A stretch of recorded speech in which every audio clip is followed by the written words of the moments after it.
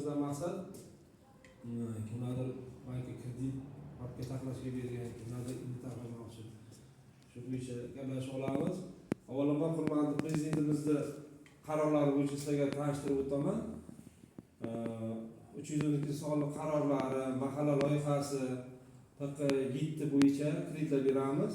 312 sonli qarorimiz bu asosan yuridik tashkilotlar, yuridik shaxslarga beriladi.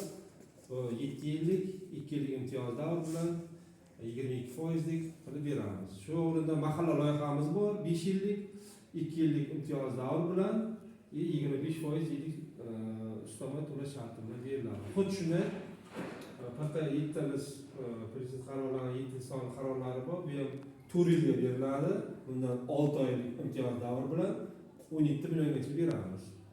Hop, bu ham asosan sug'urta, kafillik asosida beriladi. Xuddi